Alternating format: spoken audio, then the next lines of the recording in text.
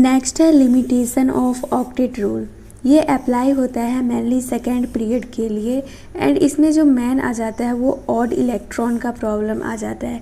जैसे कि NO है तो यहाँ पे देख सकते हैं ऑक्टेट कंप्लीट नहीं है, 1 2 3 4 5 6 7 ही इलेक्ट्रॉन है एंड एक एग्जाम्पल दिया गया है NO2 का, तो ये सब याद रखना। थर्ड पीरियड जो होता है ये ऑक्टेट रूल को फॉलो नहीं करता है क्योंकि जो आउटर सेल में रहता है यहाँ पे, जैसे कि यहाँ पे P5 है तो हमें पता है 8 इलेक्ट्रॉन रहना चाहिए बट यहाँ पे 10 इलेक्ट्रॉन रहता है, तो ये रूल फॉलो नहीं करता है। नोबल गैस ऑक्टेट रूल को फॉलो करता है, मतलब कि ये इनर्टनेस रहता है, बट इसका भी एक्सेप्शन है। जीनॉन क्रिप्टन जो होता है ये कंबाइन हो जाता है ऑक्सीजन से, फ्लोरीन से। एग्जाम्पल दिया है XeF2, KrF2, XeOF2।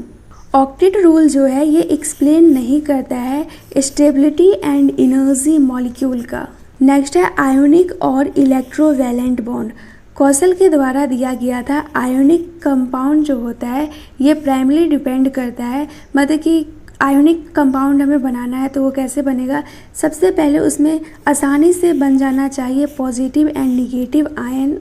Positive and negative ion का जो अरेंजमेंट रहना चाहिए वो लैटिस के फॉर्म में रहना चाहिए। तो यहाँ पर एग्जांपल से समझाया गया है, ये कोई एलिमेंट लिया गया है तो अगर हमें कोई भी एलिमेंट से इलेक्ट्रॉन रिमूव करना है तो उसका आयोनाइजेशन एनर्जी लॉ रहना चाहिए, वही यहाँ पे दिया गया है। तो यहाँ से एक इलेक्ट्रॉन रिमूव हुआ है एंड इधर एक इलेक्ट्रॉन दिया गया है, मतलब कि यहाँ पे हाई इलेक्ट्रॉन गेन इंथैल्पी है। तो यहाँ पे हम देख सकते हैं इलेक्ट्रॉन से इलेक्ट्रॉन कैंसिल हो जाएगा एंड ये हमारा बनेगा आयोनिक कंपाउंड, मतलब कि यहाँ पे आयोनिक बॉन्ड बन गया है। ये निगेटिव है एंड ये पॉजिटिव है। अब आयोनिक कंपाउंड बनता कैसे है, तो मेटल से कैटायन आता है एंड नॉन मेटल से एनायन आता है एंड इसी का एक्सेप्शन यहाँ पे दिया गया है। NH4+ तो आयोनिक है बट इसमें जो दोनों एलिमेंट है वो नॉन मेटल है। नेक्स्ट है ionic solid. Electron gain enthalpy plus ionisation energy जो होता है ये में भी पॉजिटिव भी हो सकता है, बट स्ट्रक्चर जो स्टेबलाइज होता है वो एनर्जी रिलीज होने के वजह से होता है। एंड एनर्जी रिलीज कैसे होता है, क्योंकि फॉर्मेशन हो जाता है क्रिस्टल लैटिस का। तो इसमें हम एग्जांपल के हेल्प से समझते हैं। ये सोडियम है एंड ये एक इलेक्ट्रॉन लॉस किया है तो यहाँ पे Na+ बना है एंड इसका आयोनाइजेशन एनर्जी है 495.8 किलो जूल पर मोल एंड यहाँ पे देख सकते हैं पॉजिटिव साइन है क्योंकि हमें एनर्जी देना पड़ता है अगर कोई भी चीज़ हमें रिमूव करना है तो। नेक्स्ट है क्लोरीन। क्लोरीन को हम इलेक्ट्रॉन दिए हैं तो ये Cl- बन गया है एंड यहाँ पे इलेक्ट्रॉन गेन इंथैल्पी होता है एंड इलेक्ट्रॉन गेन इंथैल्पी यहाँ पे -348.7 है। अब ये दोनों को कैलकुलेट करेंगे तो यहाँ पे नेट एनर्जी आ जाएगा 147.1, बट ये पॉजिटिव में आ गया तो एक थर्ड फैक्टर होता है लैटिस एनर्जी, जिसके वजह से इंथैल्पी ऑफ लैटिस का फॉर्मेशन होता है। यहाँ पे देख सकते हैं -788 किलो जूल पर मोल है एंड इसी लैटिस एनर्जी के वजह से नेट एनर्जी जो होता है वो निगेटिव होता है। इससे क्या होता है कि एनर्जी एब्जॉर्ब जो होता है उससे ज़्यादा एनर्जी रिलीज हो जाता है। तो वही यहाँ पे दिया गया क्वालिटेटिव मेजर। तो NCERT में जो ये क्वालिटेटिव दिया गया है, ध्यान रखना क्वालिटेटिव के जगह क्वेश्चन फ्रेमिंग करने के लिए क्वांटिटेटिव भी दे सकता है तो वो रॉन्ग हो जाएगा। क्वालिटेटिव मेजर जो किया जाता है कि आयोनिक कंपाउंड का जो स्टेबिलिटी रहता है वो लैटिस फॉर्मेशन के वजह से होता है, ना कि ऑक्टेट को अचीव करने की वजह से। नेक्स्ट है लैटिस इंथैल्पी। एनर्जी का जो हमें नीड पड़ता है 1 मोल सॉलिड आयोनिक कंपाउंड जैसे कि NaCl है तो NaCl में से हमें Na+Cl- को सेपरेट करता है। तो यहाँ पे जो एनर्जी का नीड पड़ता है उसी को बोलते हैं लैटिस इंथैल्पी। तो यहाँ पे जो एनर्जी का नीड पड़ता है वो 788 किलो जूल पर मोल का रिक्वायर्ड होता है। नेक्स्ट है बॉन्ड पैरामीटर्स। बॉन्ड लेंथ जो होता है, मतलब कि ये दोनों एटम है तो इसका ये न्यूक्लियस है एंड इसका ये न्यूक्लियस है तो दोनों को हम मिला देंगे तो यही बॉन्ड लेंथ होगा। नेक्स्ट दिया गया है कोवैलेंट रेडियस।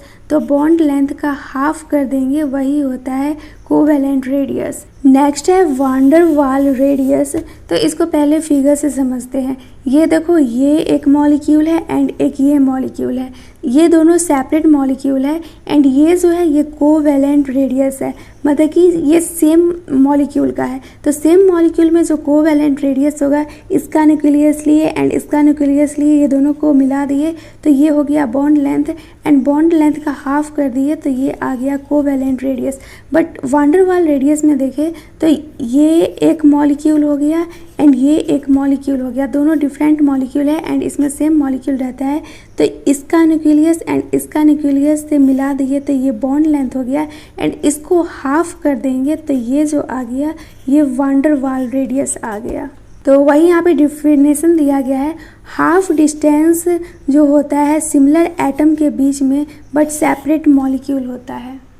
एनसीईआरटी में दिया गया है कोवैलेंट बॉन्ड लेंथ, तो इसका ऑर्डर याद रख लेना। सबसे ज़्यादा सीसी का होता है, फिर सीओ सीएन का बराबर होता है। ये सब टेस्ट सीरीज में पूछ लिया जाता है। एलन लीडर टेस्ट सीरीज में तो पक्का ये सबसे पूछ ही लेता है। सी डबल बॉन्ड एन का ज़्यादा होता है, फिर एनओ का ज़्यादा होता है, फिर सी डबल बॉन्ड सी का होता है, फिर एन डबल बॉन्ड ओ का होता है, फिर सी डबल बॉन्ड ओ का होता है, फिर सी ट्रिपल बॉन्ड सी का होता है, फिर सी ट्रिपल बॉन्ड एन का होता है, फिर सी एच का होता है, फिर ओ एच का होता है। तो ये सबको सिंपली देखते रहोगे तो याद हो जाएगा कि हाँ कौन किस प्लेस पे है। नेक्स्ट है बॉन्ड लेंथ। तो बॉन्ड लेंथ सबसे ज़्यादा होता है आयोडीन का, ब्रोमीन का, क्लोरीन का, HI, HBr, HCl, F2O2, N2, HF, H2। तो ये सब का ऑर्डर याद कर लेना, एग्जैक्ट उठाया जाएगा एंड ऑप्शन में डाल दिया जाएगा। नेक्स्ट है बॉन्ड एंगल। एक्सपेरिमेंटली डिटरमाइन किया जाता है स्पेक्ट्रोस्कोपिक मेथड से। नेक्स्ट है बॉन्ड इंथैल्पी। तो इसको सिंपल एग्जांपल के हेल्प से समझते हैं। ये वाटर है तो यहाँ पे अगर इसका स्ट्रक्चर बनाए तो ये कुछ इस टाइप से बनेगा। तो ये जो दोनों बॉन्ड को ब्रेक करने में एनर्जी का रिक्वायर होता है, इसी को बोलते हैं बॉन्ड इंथैल्पी। एंड यहाँ पे जो एनर्जी का नीड पड़ा है बॉन्ड को ब्रेक करने में, यहाँ का डिफरेंट रहता है एंड यहाँ का डिफरेंट रहता है। तो इसमें दोनों का मतलब कि इसको जब हम ब्रेक करेंगे तो इसका इन्वायरमेंट चेंज हो जाएगा। तो मतलब इसमें ज़्यादा लगेगा तो इसमें कम लगेगा, दोनों का इंथैल्पी सेम नहीं होता है। तो एनसीईआरटी में दिया गया है, अच्छा से ध्यान रखना। ये मतलब कि दोनों का जो ब्रेक करने का इंथैल्पी जो रहता है वो डिफरेंट इसलिए रहता है क्योंकि यहाँ पे चेंज हो जाता है केमिकल इन्वायरमेंट जब एक बॉन्ड को तोड़ते हैं। तो ऑप्शन में दे सकता है केमिकल की जगह फिजिकल या कुछ भी। तो यहाँ पे ध्यान रखना केमिकल इन्वायरमेंट की वजह से दोनों में जो इंथैल्पी लगता है वो डिफरेंट लगता है। नेक्स्ट है एवरेज बॉन्ड इंथैल्पी, मतलब कि इसको मीन भी बोल सकते हैं। तो एवरेज मीन बॉन्ड इंथैल्पी। तो एवरेज बॉन्ड इंथैल्पी क्या होता है? Total bond dissociation enthalpy by number of bond broken. And bond enthalpy का ऑर्डर देखें तो सबसे ज़्यादा N2 का होगा, O2 का होगा, H2O का होगा, फिर HCl का होगा। ये सारा डाटा एनसीईआरटी का है। बॉन्ड ऑर्डर में सिंपल याद कर लो, मैक्सिमम क्वेश्चन तो इसी से निकल जाएगा।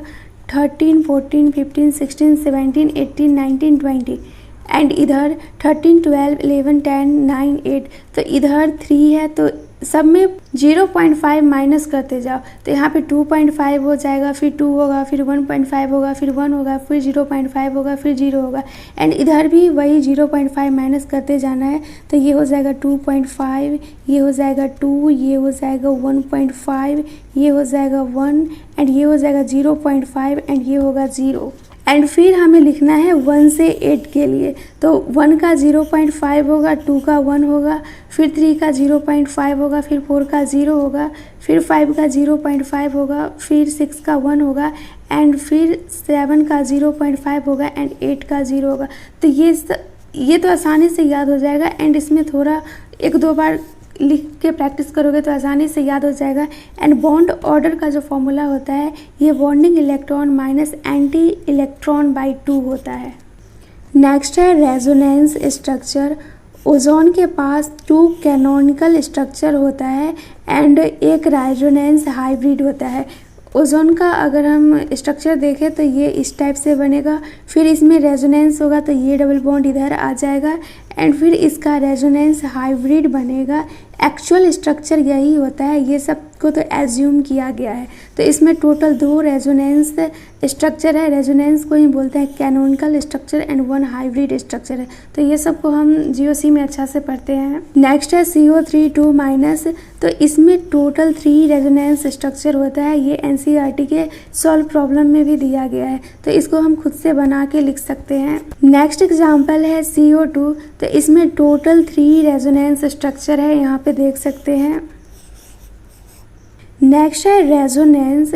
रेजोनेंस स्टेबलाइज करता है मॉलिक्यूल को। रेजोनेंस जब होता है तो हाइब्रिड का जो एनर्जी रहता है वो लो रहता है compare to canonical structure.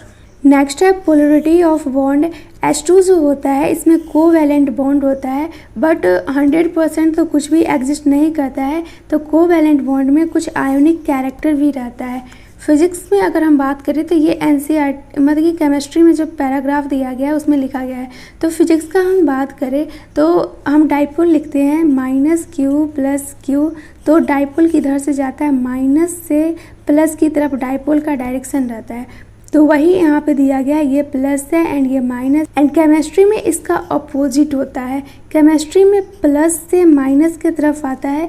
And physics में डाइपोल का बात करें तो ये -Q से +Q के तरफ रहता है। एंड डाइपोल का फॉर्मूला होता है जैसा फिजिक्स में होता है Q × L।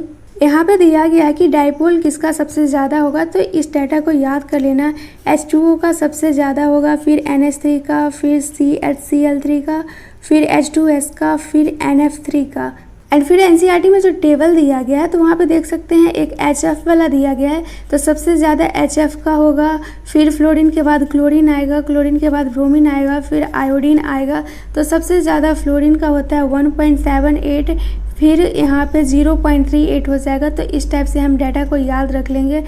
देखो एनसीईआरटी में जो टेबल दिया गया है वहाँ पे डाइपोल मोमेंट का ऑर्डर लिखा गया है। तो सबसे डाइपोल मोमेंट ज़्यादा होगा वाटर का, हमें याद रखना है, फिर H2S का याद रखना है, फिर NF3 का याद रखना है। इस ऑर्डर में हम याद रखेंगे। H2O का जो होता है ये 1.85 होता है एंड H2S का जो होता है ये 0.95 होता है। इतना बस हमें याद रखना है। एंड H2O H2S के बीच में जो आता है मतलब कि H2O का ज़्यादा होता है, फिर NH3 का ज़्यादा होता है, फिर CHCl3 का ज़्यादा होता है एंड उसके बाद H2S एंड NF3 का ज़्यादा होता है। तो CHCl3 का हम याद रखेंगे, इसका होता है 1.04। फिर हेलोजन ग्रुप का दिया गया है तो HF का सबसे ज़्यादा होगा एंड फिर HI का, एंड बीच में आएगा क्लोरीन, ब्रोमीन, आयोडीन। तो HF का दिया गया है 1.78, मतलब कि 1.78 CHCl3 से ज़्यादा होता है। तो इस टाइप से हम याद रख सकते हैं।